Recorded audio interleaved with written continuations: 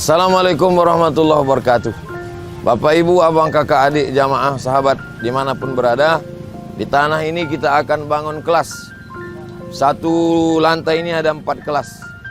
Ke atasnya insya Allah 4 lantai. Karena itulah yang paling tinggi anak-anak bisa naik ke atas.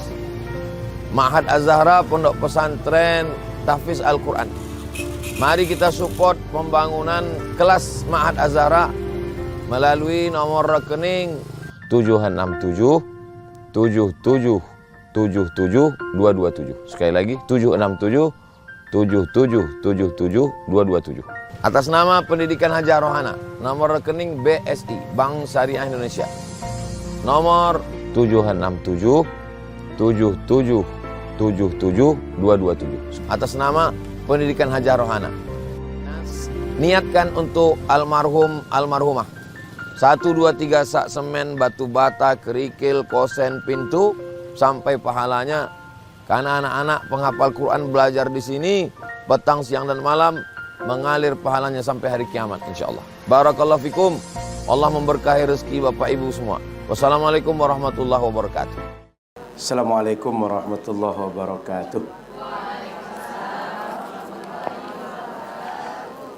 Bismillahirrahmanirrahim. Alhamdulillahirabbil alamin. Allahumma salli wa sallim ala sayyidina Muhammadin. Qala subhanaka la ilma lana illa ma 'allamtana innaka antal alimul hakim.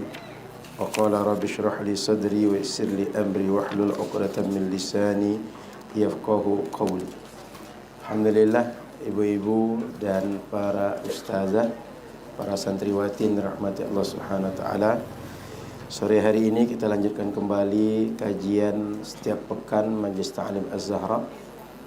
Sore ini kita mengkaji akidah Ahlus Sunnah wal Jamaah. Sehat ibu-ibu? Alhamdulillah sehat. Kita sekarang dah tahun berapa Hijriah? Berapa? 435, jauh betul.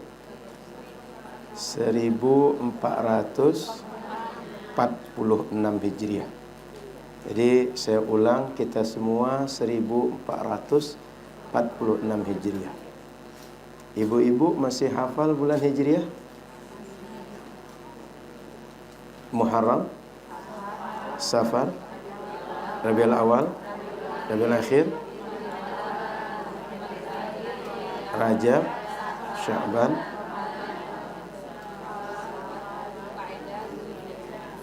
Duluan mana Zulqa'dah pada Zulhijjah?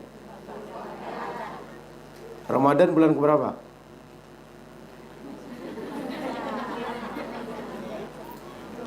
Paham pertanyaan saya? Ramadan bulan keberapa? 9. Baik. Ibu-ibu ngerti tidak pentingnya kita tahu bulan Hijriah ini? Ini serius nih ibu, dalam syariat kita serius. Ada spidol. Pinjam Ustazah. Kalau boleh pinjam, saya minta pinjam spidol. Saya tuliskan. Ada ibadah yang ibadah itu terkait dengan waktu, sehingga ibu mesti tahu kapan 1 Rabiul Awal, Rabiul Akhir. Pokoknya setiap bulan, pertukaran bulan ibu mesti tahu. Tak boleh tidak. Saya tak ingat pernah saya bahas sini atau tidak, tapi saya ingin ingatkan lagi, bersempena kita baru pertukaran tahun Hijriah, agar mengulang kaji. Sudah? Okay.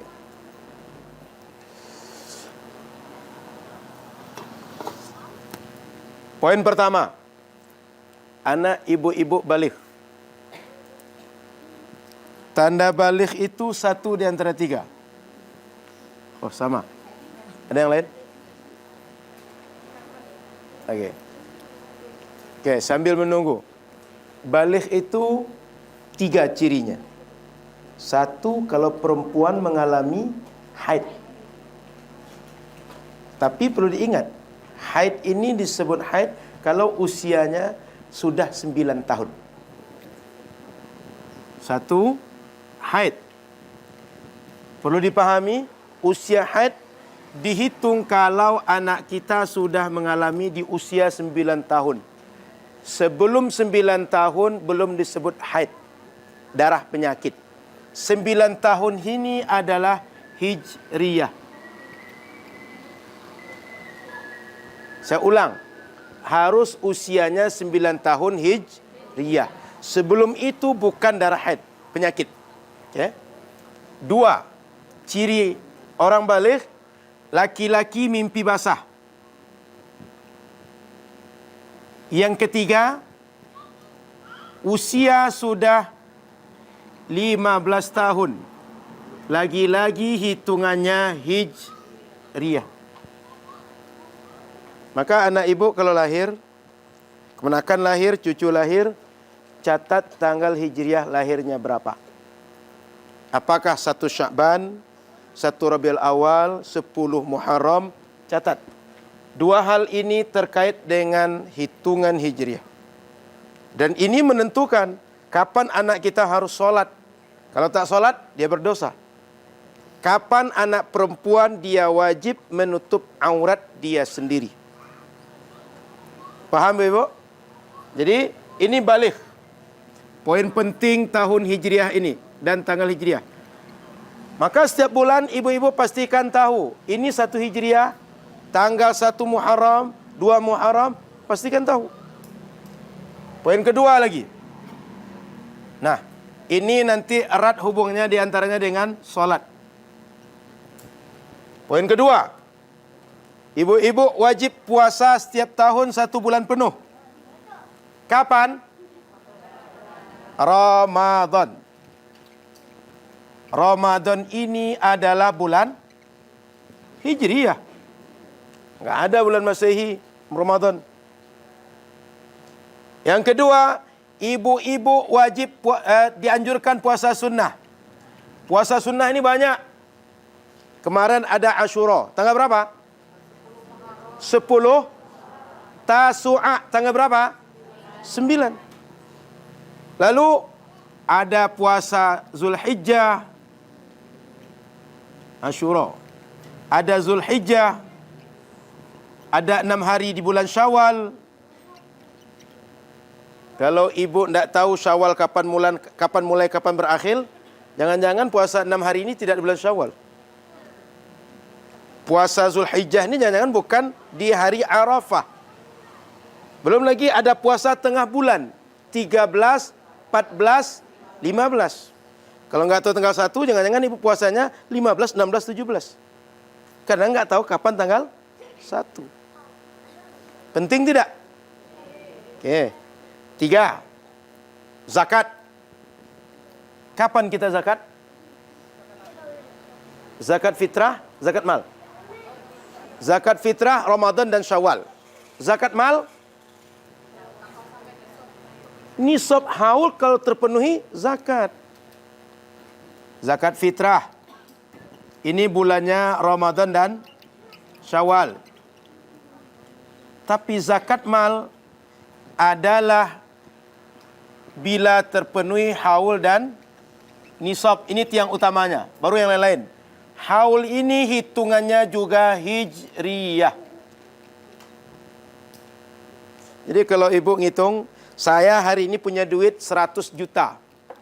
100 juta ini saving. Sekarang emas berapa 1 gram, Bu? 1,3. 1,3 kali 85 berapa? Carilah yang ada HP itu. Kan ibu-ibu punya kalkulator di HP. 85 kali 1,3 berapa? Berapa, Kak? 110. Katakan 110. Itu artinya kalau ibu punya dana saving, artinya tak terpakai untuk hidup, untuk sekolah anak, BPJS, bayar tunggakan, bayar cicilan bulanan, pokoknya dana diam. Enggak disentuh pun dana ini ibu hidup. Enggak diapa-apakan pun, enggak pernah anggap enggak ada uang itu, ibu hidup. Kalau ada dana saving senilai 110 tadi, ibu sudah dihitung sampai nisab. 1 tahun dari saat itu ke depan, wajib zakat 2,5% dari nilai berapa angka saving saat itu. Contoh, tadi 110 juta adalah 10 Muharram tahun ini. Jika nanti 110 juta juga di 10 Muharram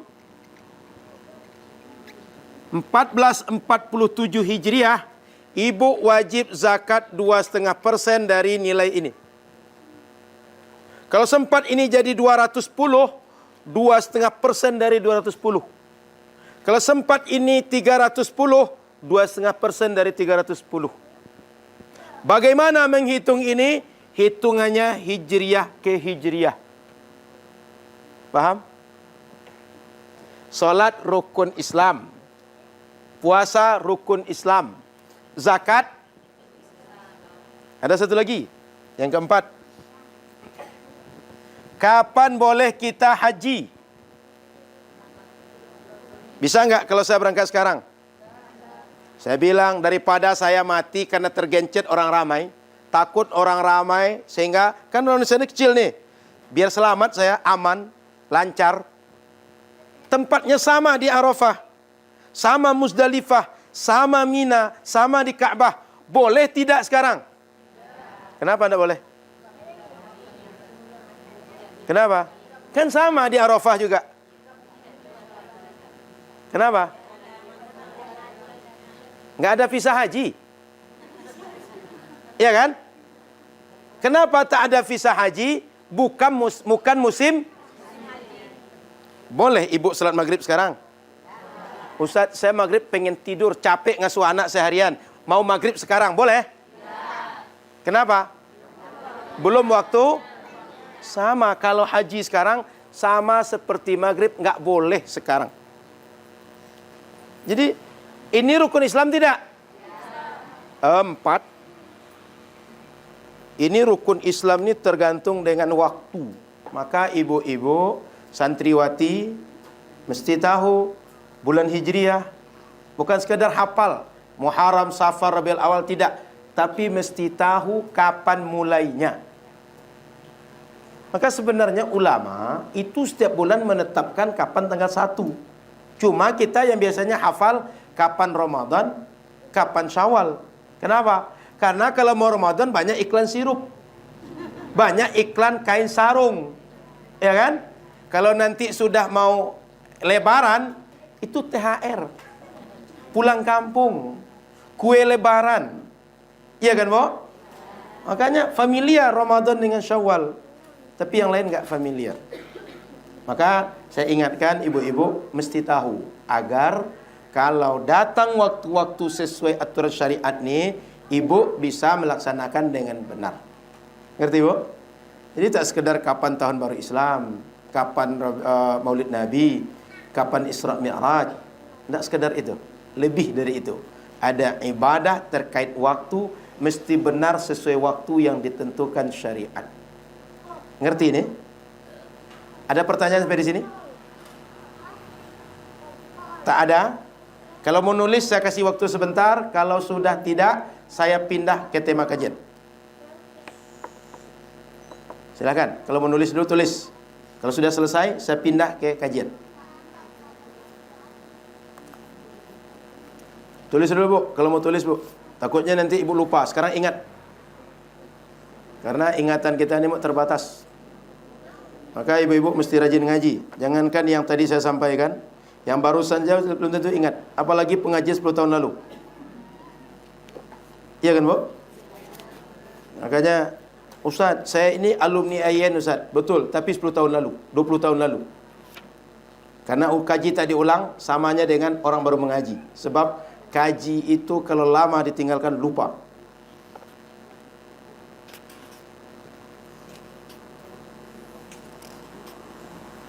Sudah, Bu? Kalau sudah, saya pindah.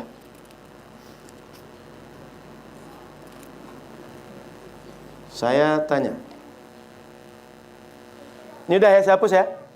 Oke.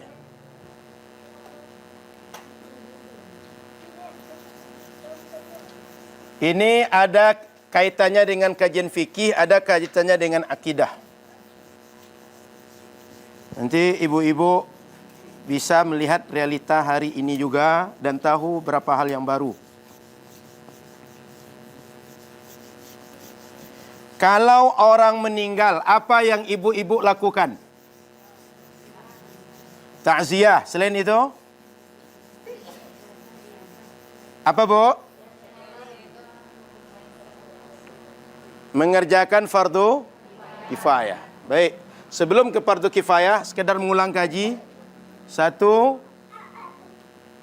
urus fardu kifayah jenazah.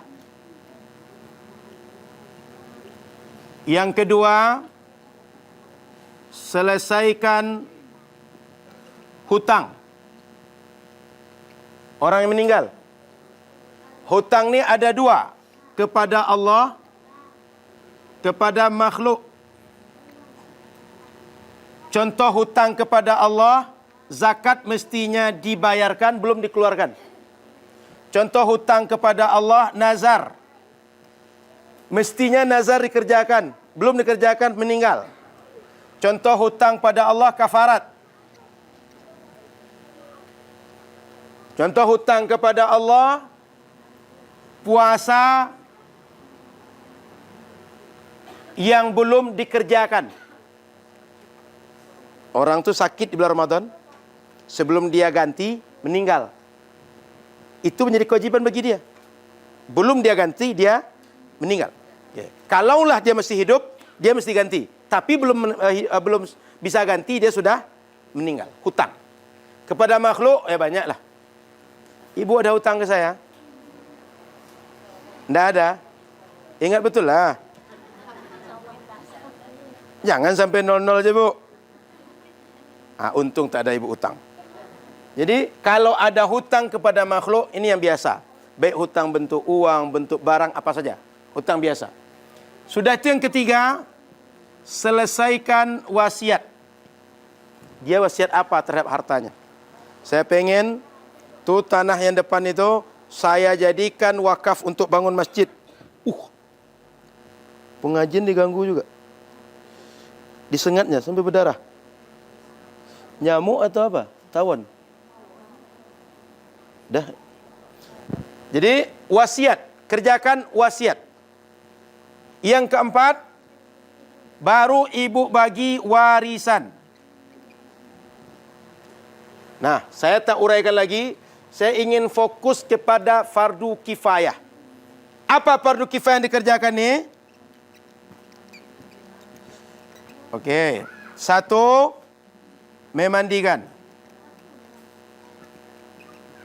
Dua, mengkafani. Tiga, menyolatkan. Empat, menguburkan. Okey. Mengkafani, ada satu hal yang perlu saya ingatkan.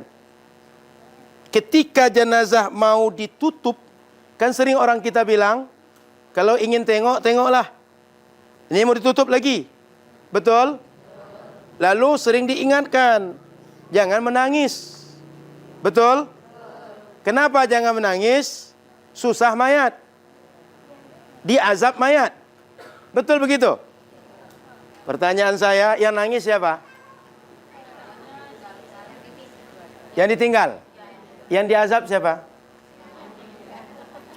Kok ketawa ibu? Saya akan bertanya. Serius pertanyaan saya.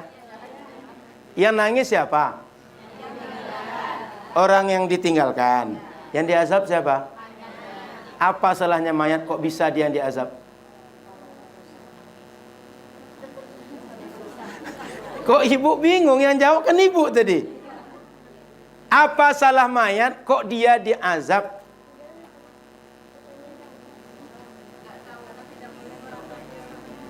Emangnya meratap?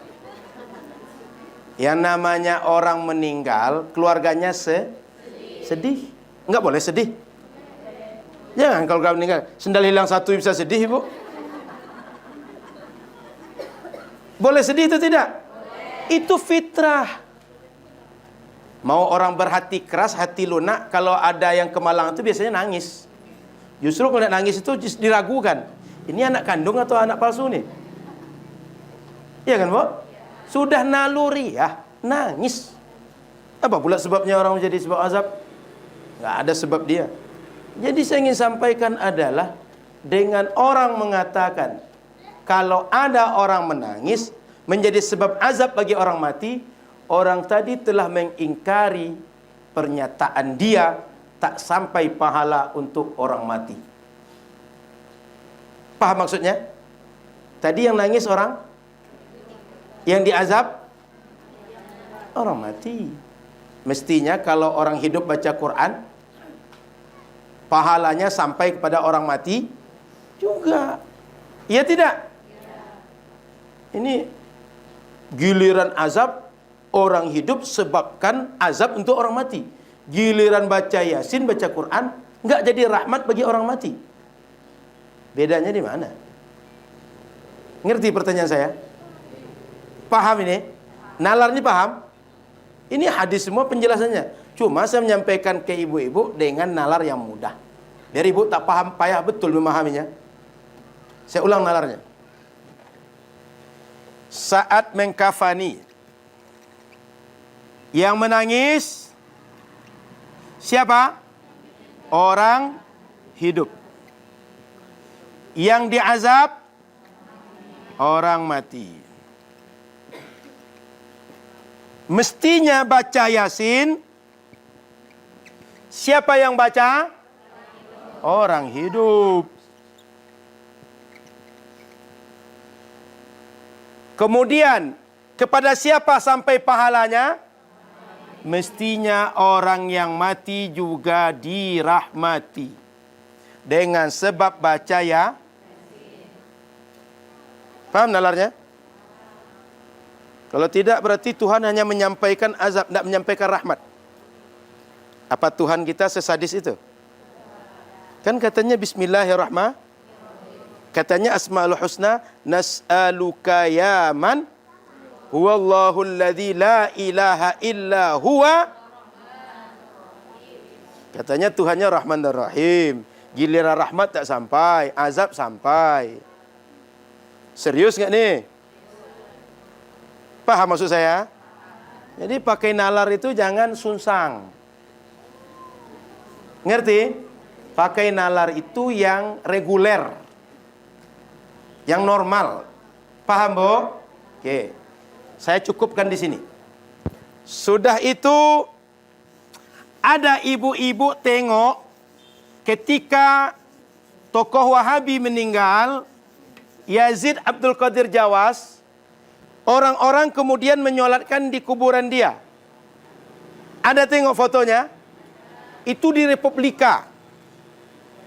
Maka saya ingin sampaikan, menyolatkan mayat, kalau mayat ada di depan kita, boleh kita solatkan langsung. Kalau tak ada, boleh kita datang ke kuburan dia, lalu solat di kuburan dia. Dan itu dilakukan oleh Nabi SAW. Jadi pernah kejadian dalam Sahih Muslim diceritakan seorang perempuan, dia dia biasa mengurus masjid, tapi kemudian ketika mengurus masjid itu dia meninggal. Ketika dia meninggal, Nabi kehilangan. Mana orang yang biasa ngurus masjid nih? Katakanlah kalau pengajian ini Ustazah Silvi yang ngurus. Begitu datang ke sini, Ustaz, mana Ustazah Silvi? Orang bilang meninggal semalam, Ustaz. Masih ada. Meninggal semalam, Ustaz. Saya bilang, afala azantumuni? Kok kalian nggak ngasih tahu saya? Lalu kata sahabat, mereka faka'annahum sagharu amruha. Seakan-akan hal ini bagi para sahabat, sagharu amraha ini seakan-akan remeh. Nggak perlulah Nabi tahu. Ini kan cuma marbot masjid. Marbot masjid itu kami orang kampung ini selesai Nabi. Nggak perlu Nabi yang menyolatkan. Lalu kata Nabi, kesal Nabi, tak suka Nabi. Karena bagi Nabi umat itu sama. Semuanya seandainya Nabi bisa menyolatkan, Nabi akan solatkan. Sehingga kata Nabi, Faqala dulluni ala qabrihi. Ala qabriha. Coba tunjukkan. Dia dikubur di mana?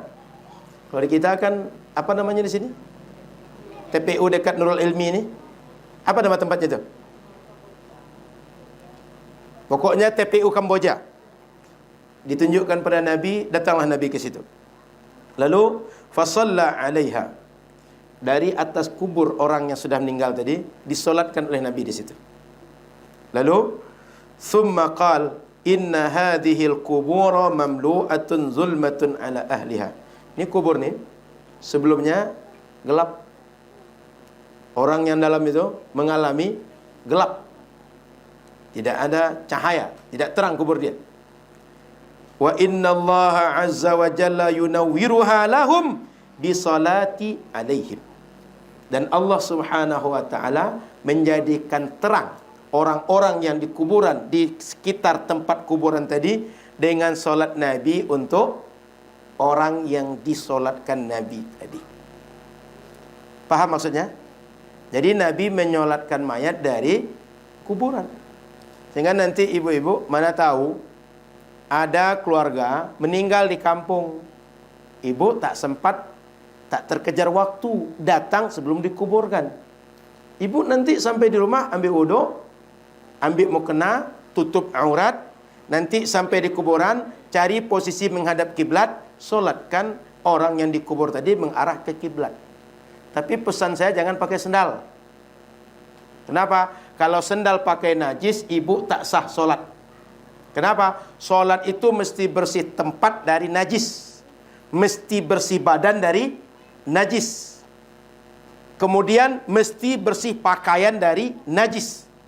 Nah, yang dihitung pakaian, semua yang nempel di badan ibu, mulai dari kepala. Ibu pakai apa biasa di kepala nih? Pakai bando, pakai jepit rambut, pakai karet pengikat rambut. Mulai dari pengikat, dari bando, jepit rambut sampai bawah. Mana tahu pakai apa? Pakai cincin pula di jari kaki. Pokoknya semua yang nempel di badan, termasuk HP, gantungan kunci, jam tangan, cincin yang nempel di badan itu mesti bersih dari najis. Kalau ada yang tidak bersih dari najis, berarti ibu solat membawa najis. Sahkah orang solat yang bawa najis? Yang berhadas? Mesti pastikan bersih dari najis. Maka kalau solat di kuburan itu, pekarangan kuburan, silahkan solat, tapi tidak memakai benda yang bernajis di badan. Tak hanya sendal, semua apapun yang lengket di badan pastikan tidak bernajis. Karena kalau bernajis solat tidak sah. Itu dilakukan oleh Rasul. Saya tanya, yang solat orang hidup orang mati? Orang hidup ya? Yang tadi kubur gelap jadi terang, kubur orang hidup orang mati? Paham pertanyaan saya? Mana tahu orang rimbu panjang orang hidup pula yang dikuburkan sekarang. Saya ulang, yang solat siapa?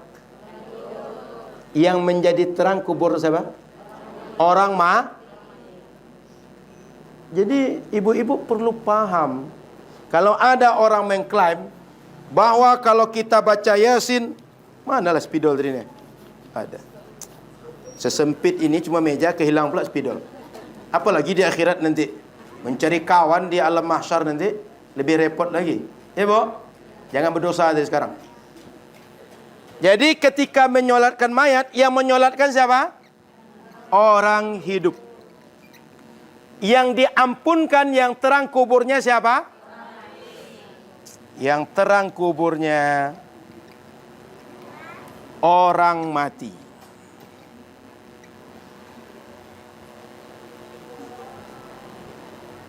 Jadi doa orang hidup, salat orang hidup bermanfaat untuk orang sudah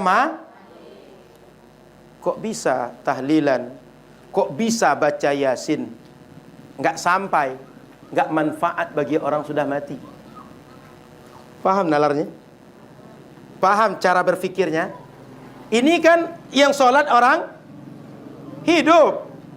Yakin ibu ni orang hidup yang sholat ni? Kalau tak yakin pula ibu, berarti hantu yang sholat tu.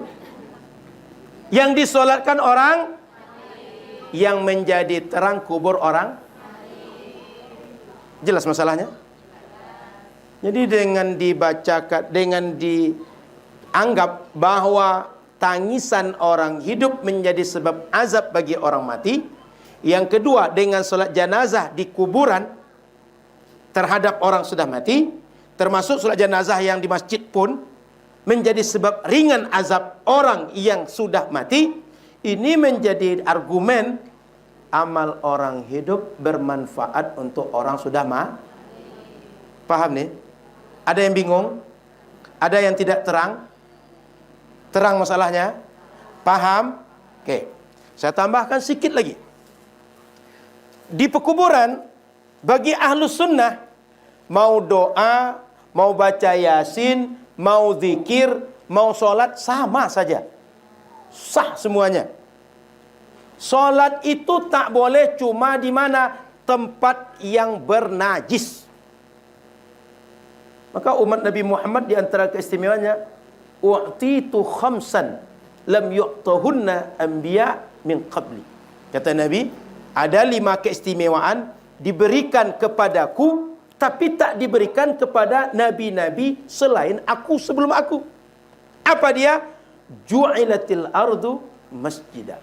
Bagi Nabi SAW, di mana saja tempat di dunia ini boleh sholat. Umat dulu enggak. Bahkan ada juga umat sekarang, kalau sholat itu enggak bisa di sembarang tempat, mesti di tempat ibadah. Maka hari Sabtu orang pergi ke tempat ibadah, hari Ahad pergi ke tempat ibadah. Ibu-ibu ada yang tanam padi di sini, Bu? Yang biasa bersawah dulu. Dulu bukan sekarang. Sekarang Rimbo Panjang mana pula ada sawah. Dulu sebelum Rimbo Panjang ada yang bersawah dulu? Ada. Masuk waktu sholat, ibu sedang di sawah. Mau pulang minimal setengah jam jalan baru sampai rumah. Masjid 1 jam dari sawah. Ibu sholat di mana? Di sawah.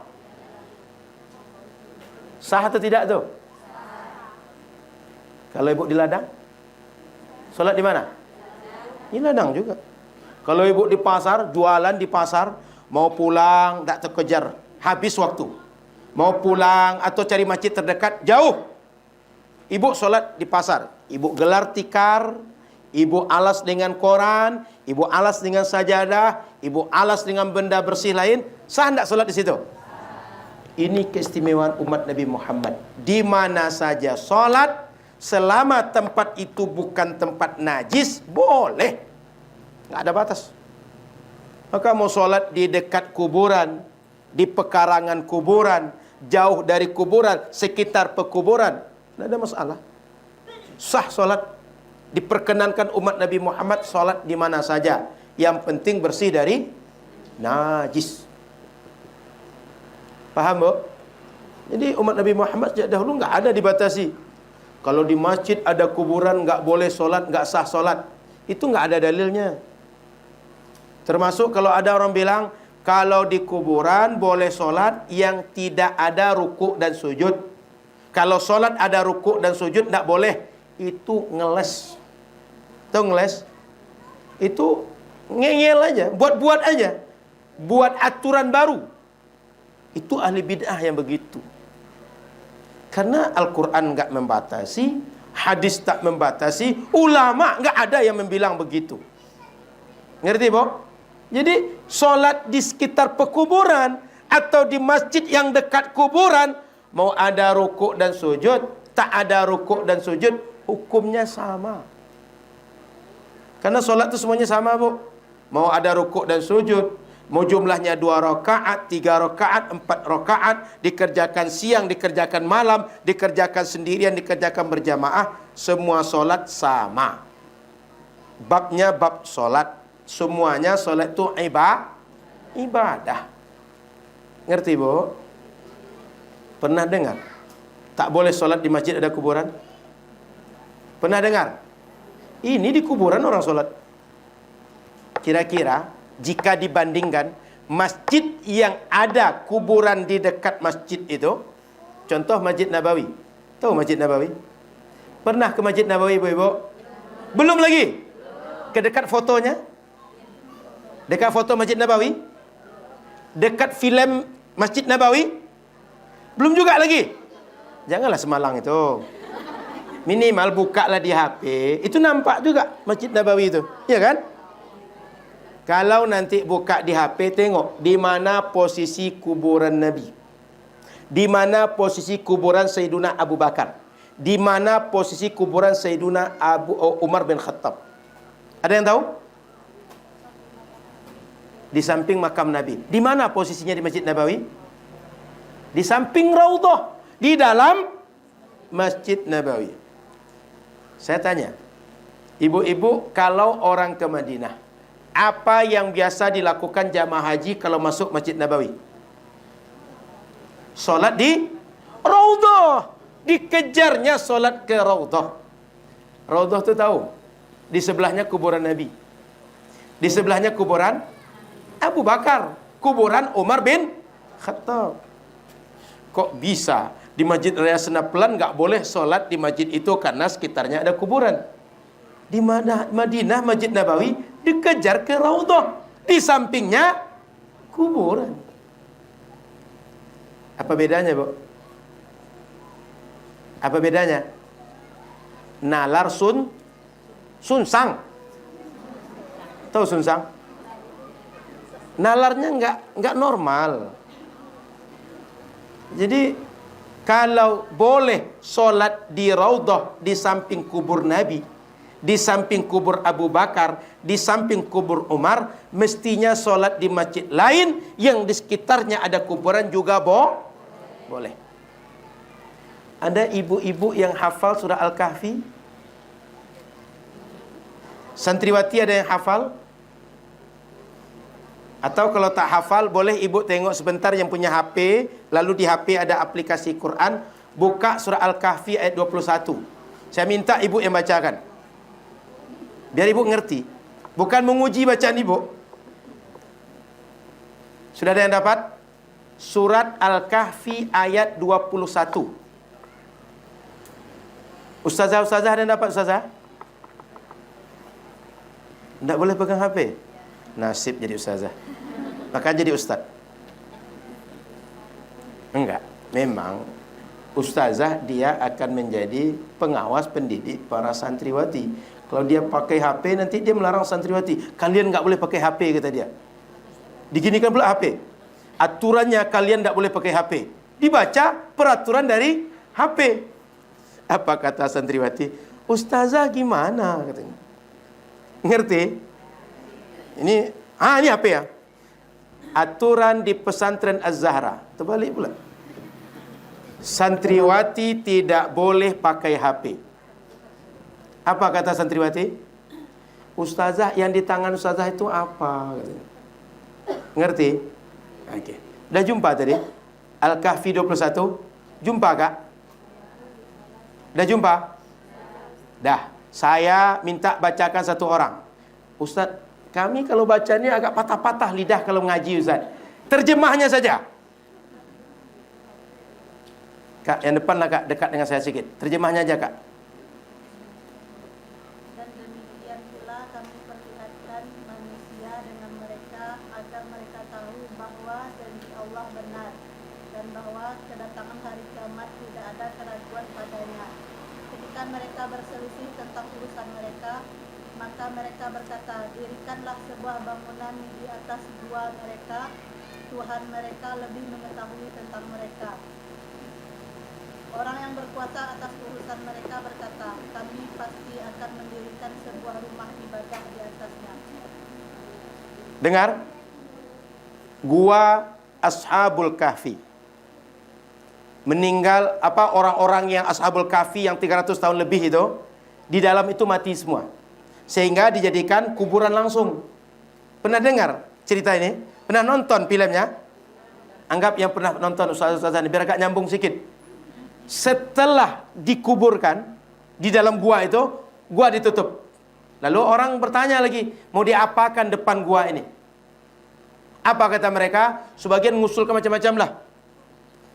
Kayak orang kita misalnya diskusi bangun prasasti, biar orang tahu kisah Ashabul Kahfi. Kata yang lain bangun monumen. Kata yang lain, buat surau. Buat di sini, pokok macam-macam lah. Ada yang mengusulkan apa tadi kak? Bangun tempat ibadah. Tolong bacakan ujung ayat itu sikit aja kak. Apa bahasanya dalam ayat itu? Kami pasti akan Bacakan Arabnya kak, yang ayat Qur'annya. Yang paling ujungnya kak. Paling ujungnya sikit kak. 2 atau 3 kata ujungnya.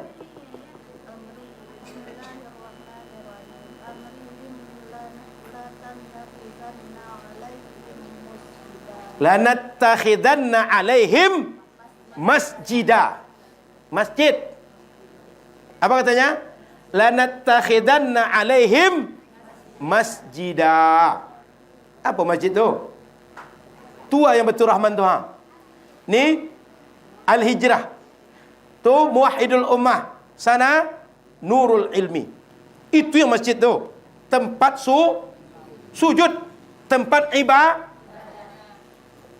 Apa katanya? Akan dibangun di depan gua Ashabul Kahfi. Ashabul Kahfi itu gua tu dah jadi kuburan sekarang. Karena yang Ashabul Kahfi meninggal dalam tu ditutup jadi kuburan. Di depannya dibangun Yang ceritakan apa tadi kak? Yang menceritakan kakak itu apa? Quran itu kira-kira menceritakan cerita yang benar atau yang salah? Paham? Ayat itu sedang bercerita bahwa kalau ada di dekat kuburan dibangun masjid, ini dalilnya. Ngerti kan? Lanattakhidanna alaihim masjida. Surat Al-Kahfi ayat 21. Hingga kalau ada orang bilang tak boleh solat di masjid yang ada kuburan, tanya aja, kok bisa? Masjid justru dibangun di depan gua Ashabul Kahfi yang menjadi kuburan Ashabul Kahfi. Kok bisa kuburan Nabi dibuat di samping Masjid Nabawi? Kira-kira sahabat tahu enggak bahwa rumah Sayyidah Aisyah itu dekat dengan Masjid Nabawi? Pasti tahulah. Kan sahabat itu waktu menguburkan pasti tengok. Ini kira-kira rumah, ini masjid, yang mana rumah, yang mana masjid, tahu mereka kan? Paham maksud saya nih? Ini pikiran bodoh betul nih. Masa orang mau menguburkan nggak tahu ini rumah di mana, masjid di mana? Rumah Sayyidah Aisyah itu cuma berbatas dinding dengan Masjid Nabawi. Dikuburkan di situ. Pertanyaan saya, setelah Rasul dikubur, Sayyidah Aisyah masih hidup? Di mana beliau sholat? Di mana? Di rumah beliau. Tadi rumah beliau apa? Tempat apa? Kubur Kira-kira Sayyidah Aisyah sah nggak sholatnya? Yakin sah? Kan samping kuburan. Paham maksud saya? Jadi kalau orang bilang nggak sah, nggak boleh sholat di masjid yang ada kuburan, dah paham nalar berfikirnya? Kok bisa di Masjid Nabawi sah? Kok bisa Sayyidah Aisyah setelah Nabi meninggal sholat di rumahnya, yang dalam rumah itu ada kubur Nabi, tapi sholatnya sah, kita nggak sah? Bedanya dari mana? Emang sholat kita nggak sama dengan Sayyidah Aisyah? Sama kan? Sholat zuhur kita dengan beliau sama kan? Kan nggak ada syariat yang lain yang kita kerjakan. Sama syariat Nabi Muhammad kan? Paham nalarnya?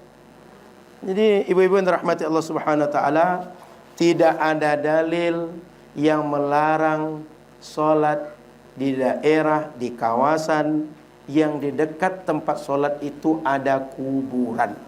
Jangankan di dekat atau di samping kuburan, di kuburan saja boleh sholat. Buktinya orang Wahabi sholat di kuburan Yazid Abdul Qadir Jawas. Paham bu? Gitu. Udah jam berapa nih? 5:30 lewat sikit. Itu 5:30 lah. Baik. Jadi ibu-ibu yang dirahmati Allah Subhanahu wa taala, itu masalah solat jenazah dan masalah mendoakan, membacakan Quran, dan orang yang masih hidup mencium atau menyentuh atau melihat orang meninggal sebelum dikafani, kalau menangis tidak menjadi sebab azab. Enggak. Paham, Bu? Enggak jadi sebab azab. Enggak menjadi sebab susah orang mati gara-gara tangis orang hidup. Baik. Selanjutnya, ibu-ibu yang dirahmati Allah Subhanahu wa taala, dalam pertemuan sebelumnya kita membahas tentang siapa yang bisa dapat syafaat dan memberi syafaat. Sore ini kita bahas tentang telaga Al-Kautsar Nabi Muhammad sallallahu alaihi wasallam. Di antara keyakinan Ahlus Sunnah wal Jamaah, nanti di perjalanan akhirat kita ini yang umat Nabi Muhammad bisa minum dari telaga Al-Kautsar Nabi Muhammad sallallahu alaihi wasallam. Nabi Muhammad dikasih Al-Kautsar oleh Allah, Bu. Mana dalilnya? Dalam surat Inna a'tayna kal kautsar. Ada dua arti kata para ulama. Al-Kautsar itu nikmat yang banyak. Yang kedua, telaga khusus Nabi Muhammad di akhirat nanti.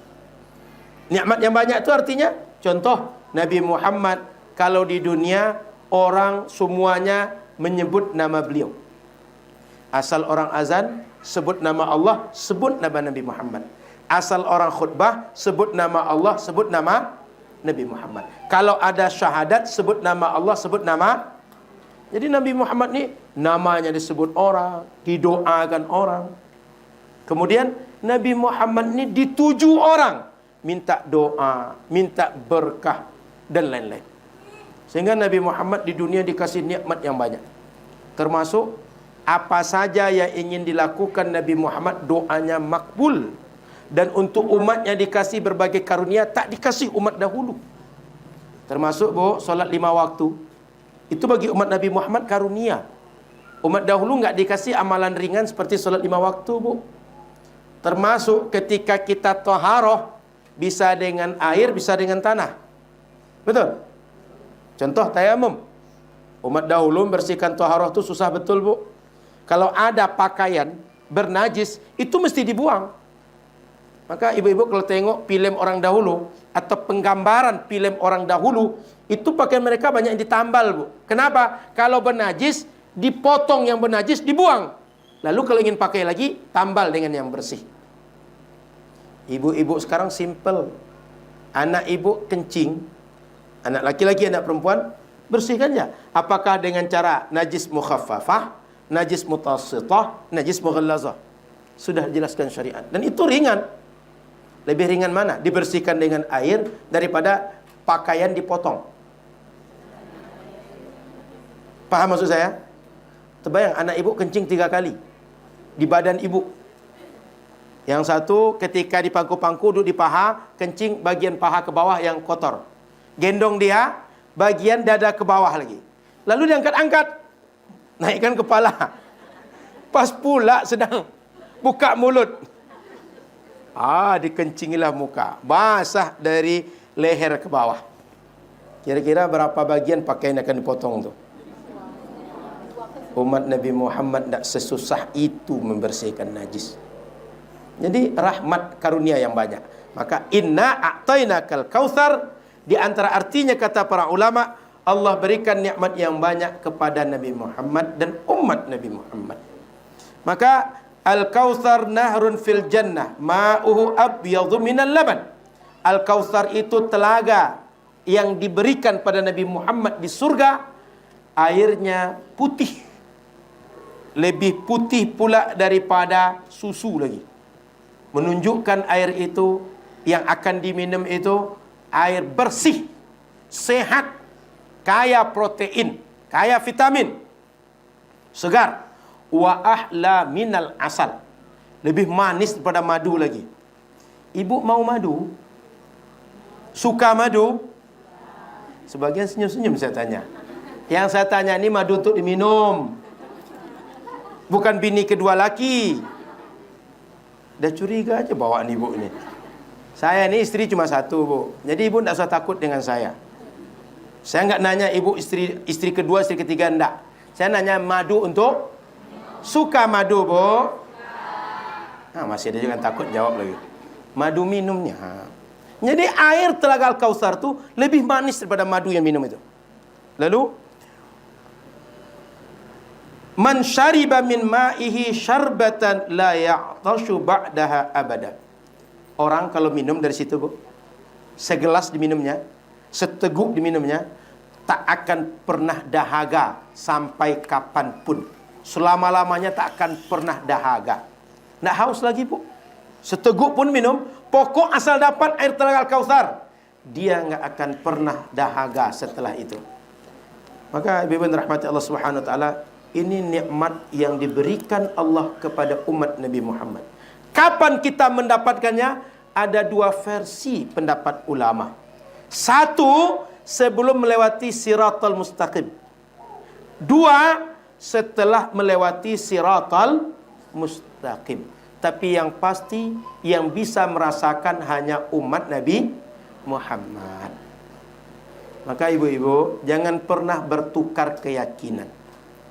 Sesusah-susah hidup, Bu, semalang-malang hidup, jangan pernah keluar dari umat Nabi Muhammad. Nabi menjamin, Bu, menggaransi, Bu, kullu ummati yadkhulunal jannah. Setiap umatku pasti masuk, illa man aba, kecuali orang yang menolak. Siapa yang menolak? Man asani faqad aba. Yang tidak ikut Nabi, yang ingkar kepada Nabi, yang tak mau lagi bersama Nabi, itulah yang menolak, kata Nabi. Jadi ibu, sesulit apapun menjalankan Islam ini, seberat apapun, jangan pernah keluar.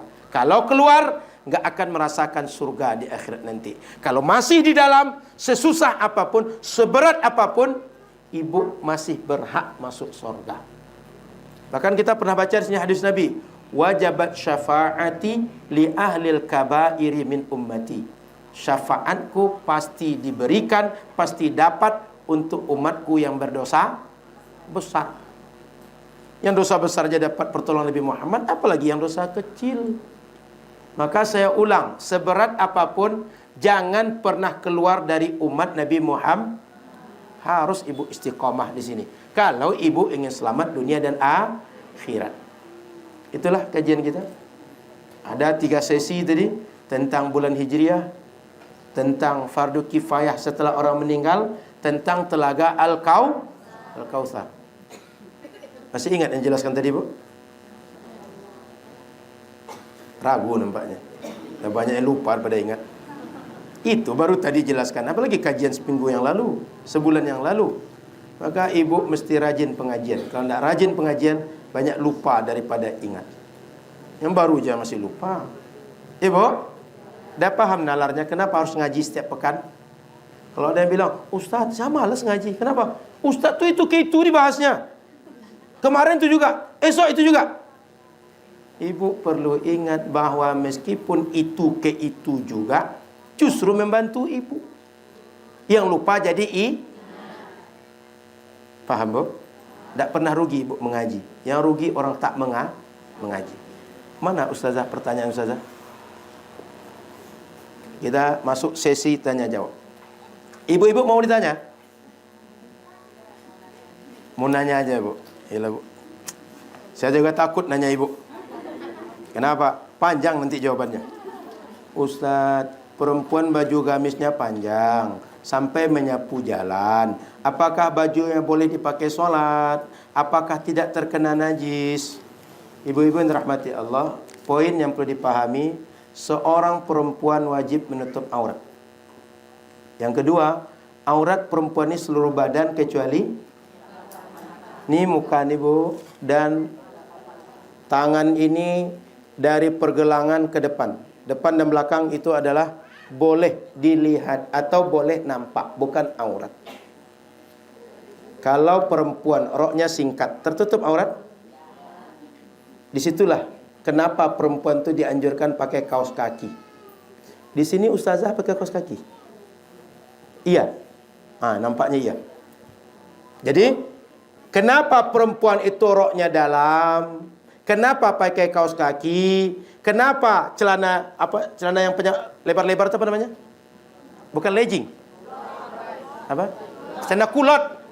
Bukan orang kulot, bukan. Celana kulot. Jadi kenapa panjang-panjang dalam-dalam? Tujuannya agar aurat tertutup sempurna. Laki-laki nggak boleh, Bu, karena auratnya nggak seperti itu. Sehingga laki-laki mesti agak pendek supaya jangan kena najis. Perempuan auratnya lebih banyak, maka pakainya panjang. Oleh karena itu, yang tadi nempel-nempel najis, tapi bagi perempuan dimaafkan. Paham? Ini sama dengan ibu kalau masak goreng ayam atau gulai ayam, itu kadang-kadang di bagian paha itu jumpa ada gumpalan darah. Pernah jumpa? Pas digigit, darah gitu. Ibu makan atau ibu buang? Itu najis darah itu, Bu. Tapi yang seperti itu dimaafkan. Ngerti? Yang seperti itu najis tapi dimaafkan. Sehingga kalau ibu sempat termakan, ibu nggak memakan najis dan ibu nggak makan yang haram, nggak dosa saat itu. Ngerti, Bu? Dia najis tapi dimaafkan. Sama dengan kalau ibu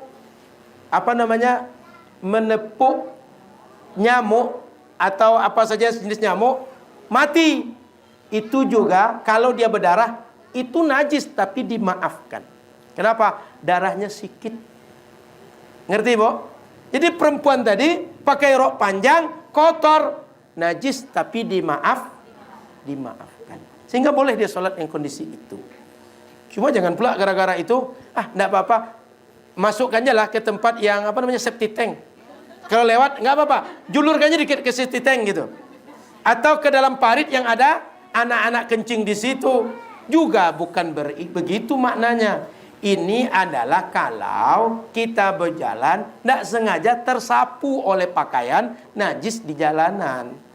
Ngerti, Bu? Sama dengan ibu pergi sholat, pergi ke masjid, lalu hari hujan, pakai sendal, lalu belakang sendal itu nanti memercik ke sarung, ke kaki, itu najis tapi dimaafkan. Atau ibu naik motor, rodanya putar, kena ke baju, itu najis tapi dimaafkan. Ngerti, Bu? Itu masalahnya. Yang kedua, Ustaz, bagaimana hisab seseorang yang mana timbangan amal kebaikannya sama banyak atau seimbang dengan amal kejelekannya? Kemana berat timbangannya? Kan tadi sama, kok ditanya lagi berat kemana? Paham pertanyaannya? Ibarat dua benda ini, Ustaz, kebaikan sama berat dengan dosa. Ditanya lagi, berat kemana dia, Ustaz? Gitu. Ngerti? Dia yang bilang sama, dia nanya lagi, berat kemana? Yang namanya sama nggak akan ada yang lebih berat. Paham? Saya tanya ke ibu, lebih berat mana? Pasir itu 1 kilo dengan kapas 1 kilo.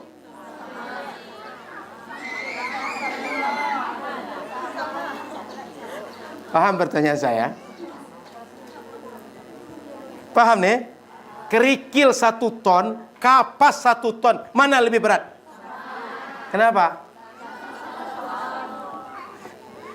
Jangan pula dikira nanti, Ustaz lebih berat kerikil, Ustaz. Kan sama-sama 1 ton. Ini dosa dengan amal sama berat. Kok bisa pula lebih berat amal atau lebih berat dosa? Kan sama tadi ceritanya. Tapi umat Nabi Muhammad dengan syafaat Nabi Muhammad, orang yang kurang-kurang amal, Bu, itu bisa ditolong Nabi Muhammad sehingga lebih berat amal dia daripada dosa. Yang berat dosa aja bisa lebih berat pahala karena syafaat Nabi Muhammad. Apalagi yang sama. Ngerti, Bu? Nah, jadi kalau dengan syafaat bisa lebih berat timbangan amal. Gitu, Bu. Tapi tanpa syafaat enggak, tetap sama aja dia. Cuma tak ada ceritanya di akhirat orang kalau tidak masuk surga, tidak masuk neraka tengah-tengah, Ustaz. Enggak ada di akhirat nanti. Abstain itu enggak ada. Yang ada kalau tidak masuk surga, masuk neraka. Jadi ibu tinggal pilih. Di dunia ini setiap hari keluar rumah mau berjalan menuju surga atau menuju neraka. Kalau mau menuju surga, buatlah amal-amal baik. Kalau menuju neraka, ibu absen dari amal baik. Ngerti, Bu? Jadi kita di akhirat pasti masuk surga atau masuk neraka. Enggak ada tengah di antara dua. Ngerti, Bu? Ustadz, apakah ada hubungannya kenakalan anak karena belum diakikahkan. Nakal anak itu, Bu, tak ada hubungan dengan akikah, Bu. Nakal itu biasanya dia tantrum. Kenapa dia tantrum? Kebutuhan dia tak terpenuhi. Dia pengen disayang, ibu tak pernah sayang sama dia. Asal pulang ke rumah dia tanya, kau udah pulangnya kau? Macam tak suka dia balik. Padahal anak tu dari sekolah, dia pengen betul lah, kalau sampai rumah nanti, aku peluk mak aku, kata dia. Saya tadi malam, tak kenapa anak bujang paling besar aja, 8 tahun umurnya. Abang mau tidur di mana? Mau tidur di kamar depan sama Abi. Biasanya sama saya itu, bang ikut pengajian yuk. Ada Abduh yang sering ikut-ikut tuh. Tahu? Yang gantengnya kayak saya. Iya, kalau anak saya kan sama dengan saya gantengnya kan. Kalau lebih mungkin anak artis itu. Tapi karena anak saya sama ganteng dengan saya. Jadi saya tanya semalam, abang tidur dengan Abi. Pas tidur, saya tidur. Dipepet badan saya. Ini tangan diginikannya, peluk dia, kata dia. Saya coba lepaskan. Ditariknya tangan saya.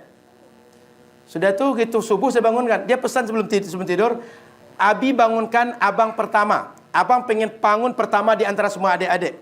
Sebelum subuh dia saya bangunkan. Bang, bangun lagi bang.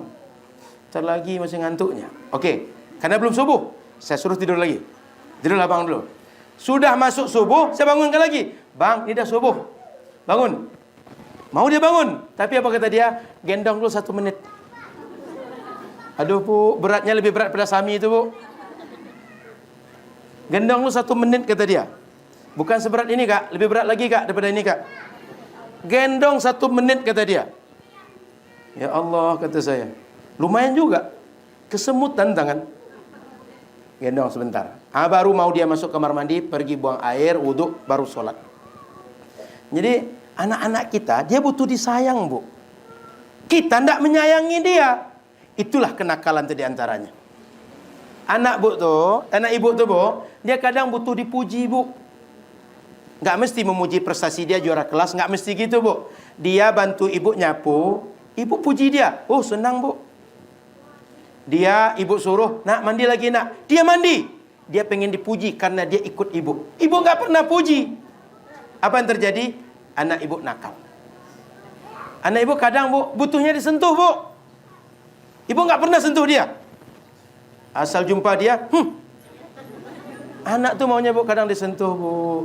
Kadang ada anak ibu terus ngajak lendot-lendot aja sama ibu. Betul enggak, Bu? Kadang kita heran. Apalah lendot terus sudah besar pun kata kita.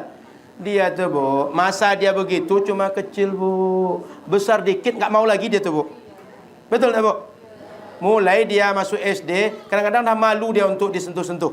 Dia peluk, dicium, dah malu dia. Waktu kecil ibu nggak pernah. Dia mengungkapkan kekesalan dia dengan nakal. Gitu, Bu. Nggak ada hubungan dengan akikah. Akikah itu syukur. Ibu dikasih anak syukur. Cara syukurnya akikah. Jadi kenakalan anak itu adalah pola pengasuhan. Anak itu, Bu, dia nggak pernah salah meniru ibu. Benar meniru ibu, Bu. Tapi salah menangkap cakap ibu mungkin. Tapi salah meniru tidak. Maka ibu asal main bentak di rumah, siap-siap aja anak tuh kerjanya bentak terus. Asal ibu tidak hangat dengan anak, siap-siap saja dia punya kepribadian, dia tidak hangat dengan orang lain. Dari mana dia dapat? Air atap jatuhnya kemana, Bu? Tak jauh dari cucuran. Bahkan kadang-kadang, Bu, guru kencing berdiri, anak kencing berlari. Kita salah, anak kadang lebih parah salahnya, Bu. Ngerti maksud saya? Maka ibu-ibu kalau dulu, mak saya nggak pernah begitu ke saya, Ustadz. Saya nggak pernah digendong-gendong mak saya, nggak pernah peluk-peluk mak saya. Jangan pula dibalaskan ke anak ibu. Apa pula dosa dia? Ya, Bu, putus mata rantai cara pendidikan salah, jangan sambung kepada anak kita. Ya, Bu. Ini ustazah semua nih. Di asrama semua. Ada yang asrama dan tidak. Saya tanya ustazah. Kalau ustazah lembut ke anak, yang satu lagi ustazah keras ke anak, lebih patuh mana? Ustazah lembut atau yang keras? Memperlakukan anak keras dengan lembut. Lebih patuh mana anak ketika melakukan lembut atau kasar? Dah bawaan manusia semua, Bu. Maka ibu-ibu yang dirahmati Allah, anak kita nakal itu karena pola asuh. Salah kita, Bu. Jangan salahkan anak. Ini kadang anak nakal, anak siapa engkau nih? Gitu. Yang bertanya siapa? Emaknya. Seakan-akan anak itu anak yang nasionalisasi aja. Itu anak ibu. Paham, Bu? Dari mana sebabnya? Pola asuh. Kadang-kadang lingkungan, Bu. Dia dapat lingkungan tak baik. Berjumpa dengan kawan, kawannya kadang suka bercarut. Kawannya suka kasar. Jadi anak kita kadang salah kita. Maka Nabi bilang, kullu mauludin yuladu alal fitrah. Setiap anak itu lahir, dia baik, dia benar, bersih. Maka yuhawidani au yunassirani au yumajjisani, itu dia menjadi agama Yahudi, Nasrani, Majusi. Maksudnya dia punya warna tertentu, dia nakal, dia menyimpang, dia tak beres. Itu sebabnya siapa? Abawahu, orang tuanya yang menjadi sebab, mak dan bapak dia, atau orang yang mengasuh dia. Ngerti, Bu? Jadi tanggung jawab ibu di rumah mencontohkan yang baik kepada anak apapun yang ibu lakukan. Kalau ibu contohkan baik, anak insya Allah nggak salah contoh. Ngerti, Bu? Jadi akikah tak ada hubungan dengan kenakalan. Mudah-mudahan ini terakhir. Bagaimana cara wanita solat zuhur di hari Jumat? Kan solat pakai takbir dan salam, Bu. Gimana lagi? Memang beda solat Jumat dengan hari Kamis? Sama, Bu. Mau solat hari Senin, Selasa, Rabu, Kamis, Jumat, sama. Oh, apakah setelah solat Jumat atau setelah azan di masjid? Yang paling penting sudah masuk waktu. Jadi ibu nggak perlu nunggu orang selesai Jumatan. Apalagi tunggu selesai solat Jumat sekampung. Sempat 10 masjid beda-beda selesainya. Jangan-jangan ibu selesai solat zuhur itu jam 3 sore. Syarat sah solat kalau sudah masuk waktu. Jadi begitu dengar azan, ibu langsung solat, silakan sah solat. Yang penting sudah masuk Jadi ibu-ibu yang rahmati Allah Subhanahu wa taala, tidak mesti selesai solat Jumat. Inna salata kanat 'alal mu'minin kitaban mawquta. Sudah Allah tentukan bahwa orang beriman kalau solat mesti di waktu-waktu yang ditentukan syariat. Di luar itu tidak sah. Baik. Ibu ikut dengan suami. Sehingga anggaplah ibu pergi ke Padang. Sampai di Kampar, 13 Koto Kampar, masuk waktu Jumat. Suami Jumatan. Kami ini gimana? Boleh nggak kami Jumatan juga? Boleh. Bedanya adalah perempuan tak diwajibkan. Tapi apakah boleh? Boleh. Gimana Jumatannya? Ikut cara Jumatan laki-laki. Cukup dan tidak perlu diganti dengan zuhur. Tapi kalau ibu ingin sholatnya zuhur yang biasa, zuhur saja. Sehingga nggak ikut Jumatan. Cuma kalau ibu ikut Jumatan dari awal sampai akhir, cukup dengan Jumatan itu. Maka ibu kalau pergi umroh nanti, ingin sholat Masjid Nabawi, Masjidil Haram, hari Jumat, ibu ikut sholat seperti imam di situ, boleh. Sudah mencukupi daripada sholat zuhur. Boleh. Ibu mau Jumatannya, mau zuhurnya, sehingga ibu jamak qashar zuhur dengan asar, silakan. Ibu jamak Jumat dengan asar juga boleh. Ngerti, Bu? Jadi ibu punya pilihan. Sama-sama bolehnya. Yang nggak boleh itu nggak sholat, Bu. Ngerti? Clear? Jadi ibu hari Jumat, hari Kamis, Sabtu, pokoknya hari kapan saja, sholat itu mesti dalam waktu sholat. Kalau tidak sah sholat. Habis pertanyaan di tangan saya. Jangan tambah lagi pertanyaan, karena makin panjang pengajian kita. Dah, selesai. Terima kasih ibu-ibu. Ini satu. Ustadz, apa amalan yang sebaik-baik amalan untuk menghapuskan dosa, melancarkan segala urusan dunia dan akhirat, serta melancarkan rezeki? Satu, taubat. Kata Al-Quran, wa may yattaqillaha yaj'al lahu makhraja. Orang taubat dia takwa. Maka orang takwa rezeki dimudahkan Allah. Orang takwa doanya makbul. 2, bakti sama orang tua, silaturahim dijaga. Apa buktinya? Ada hadis, dulu 3 orang dia terkurung. Ketika terkurung, tak ada yang bisa membuka kan. Maka tawasul. 3 orang tawasul itu, kata yang satu, saya punya orang tua, sudah tua, makannya kami yang urus. Intinya kata dia, kalau ini ikhlas karena engkau ya Allah, tolong bukakan mulut gua. Bergeserlah batu di gua sehingga bisa keluar. Orang yang jaga silaturahim, yang baik pada orang tuanya, doanya makbul. Ada lagi hadis, siapa saja orang ingin usianya panjang, rezekinya luas, hendaklah menjaga silaturahim itu paling pertama dengan mak dan bapak kita. Ngerti, Bu? Jadi kalau ingin diampunkan dosa, ingin ibu rezeki luas, ingin umur panjang, taubat, doa, kemudian ibu berbakti kepada orang tua. Yang paling penting itu takwa. Kalau takwa itu semuanya masuk. Maka ibu rahmati Allah, ibu pengen dapat yang ada pada Allah. Ambillah apa yang sebab Allah senang dengan ibu. Apa sebab Allah senang? Ibu ikut apa yang dia mau. Ikut yang dia mau itu namanya takwa. Ngerti, Bu? Maka orang takwa, dia doanya makbul, dosanya diampunkan, rezekinya murah, usia panjang, rahmatnya banyak, di dunia selamat, di akhirat selamat. Ibu mau selamat di mana? Dunia akhirat. Maka rahasianya takwa. Dah habis. Makasih Ibu. Mohon maaf salah dan kurang. InsyaAllah pekan depan masih dilanjutkan oleh Ustadz Hanafi. Jadi pokoknya setiap Jumat ibu kerja ibu ngaji aja. Setiap Rabu subuh ngaji aja. Tinggal pilih di musola masjid mana giliran di Rabu itu. Rabu barusan saya di Muwahhidul Ummah. Siapa yang dekat dengan Muwahhidul Ummah tinggal? Kok enggak nampak? Ada kak? Berarti enggak ngaji waktu itu. Oh enggak, beliau sedang enggak sholat. Kalau perempuan bisa ada alasan. Hari ini Kak Bo, itu COVID-19 itu bisa jadi alasan, apapun alasan. Bu, dulu ibu kok enggak pergi umroh. Dulu waktu saya pengen umroh, COVID enggak jadi saya berangkat. Terus duitnya udah habis pula untuk bangun rumah. Teralihkan pada yang lain. Ini COVID itu untung ada, sehingga banyak alasan. Ini uang negara kok nggak terpakai bangun jalan semacam. Apa kata negara? Uang kita banyak tersedot penanganan COVID. Jadi COVID itu bisa jadi alasan. Termasuk perempuan. Kondisi tak sholat itu banyak jadi alasan. Ibu kok nggak ngaji hari ini? Saya lagi nggak sholat. Bukan nggak sholat karena sedang haid. Waktu itu dia nggak sholat memang. Kan kalau pakai mukena sedang di masjid dia sholat. Sedang di lapangan kan nggak sholat. Saya lagi nggak sholat kata dia.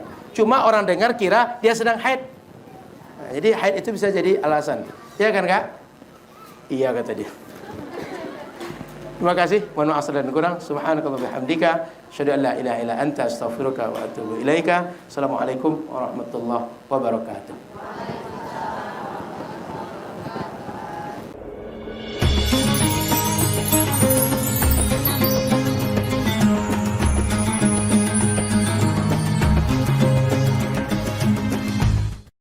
Assalamualaikum warahmatullahi wabarakatuh. Bapak, Ibu, Abang, Kakak, Adik, jamaah, sahabat dimanapun berada, di tanah ini kita akan bangun kelas. Satu lantai ini ada 4 kelas. Ke atasnya insya Allah 4 lantai. Karena itulah yang paling tinggi anak-anak bisa naik ke atas. Ma'had Az-Zahra, Pondok Pesantren Tahfiz Al-Quran. Mari kita support pembangunan kelas Ma'had Az-Zahra melalui nomor rekening 767 77 77 227. Sekali lagi 767 77 77 227. Atas nama Pendidikan Hajah Rohana, nomor rekening BSI Bank Syariah Indonesia.